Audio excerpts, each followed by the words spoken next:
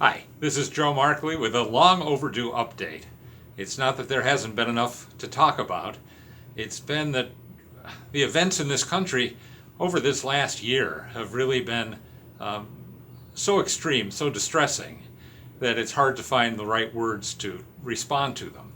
And I've taped a few things, some of which I never sent out because I just felt they weren't worthy of the circumstances we're in. But recently I had a little occasion to fill in on WTIC, and it threw me back on history. I'm not sure that's where the station wanted me to go, but it's where my mind and my heart took me. And there were two circumstances in particular that I brought up, and I want to mention them again today, that ought to give us a little inspiration and perhaps a little direction. One was thinking about Valley Forge. Valley Forge is a very strange kind of heroic event in American history because it wasn't a battle. It actually came after some very unsuccessful battles for the Americans in Brandywine and Germantown. And they ended up entering winter quarters. This was the winter in December of 1777. Very much an army that was down. And 12 or 13,000 soldiers went into that winter quarters. Something approaching 2,000 of them died in the course of that winter, mostly because of diseases in the camp.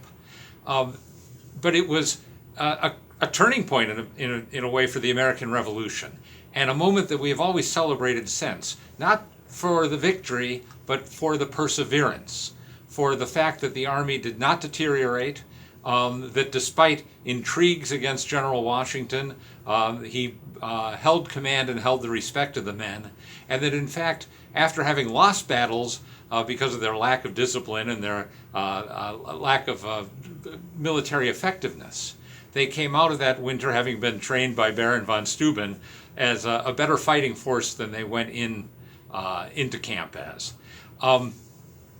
It's a lesson to us that above all else, we have to persevere.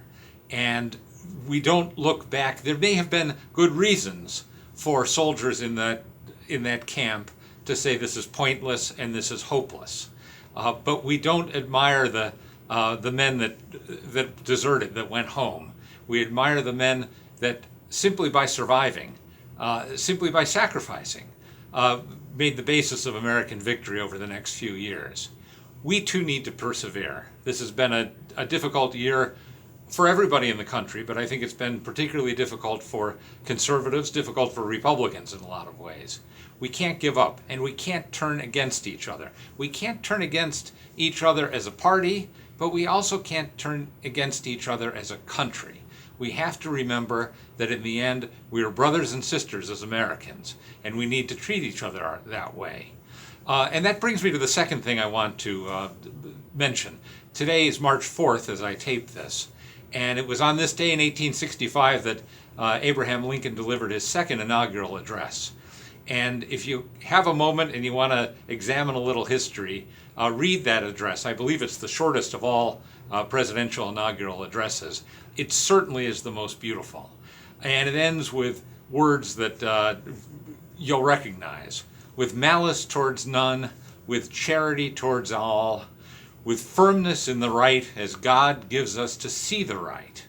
I think those three things, malice towards none, charity towards all, and firmness in the right as God gives us to see the right, are a message that we need for this day. Not to treat one another as enemies. As Lincoln said in the first inaugural address, we are not enemies but friends.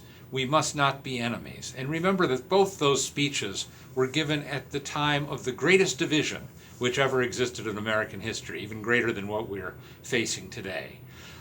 We need to be firm in our principles. Our value to this nation is the value of the principles that we expound. We need to understand them firmly, and then we need to cleave to them, and we need to communicate them as best we can to our fellow citizens. Not to put them down, not to own them, but to convince them of the need to get back to the foundation of this country, which is our great Constitution, our dedication to liberty and equality, to opportunity, and to limited government that stays out of our way and that stays out of our lives as much as possible. All of this is bigger than any one person. We can't make this party or this fight into one person, no matter how much or how little we think of that person.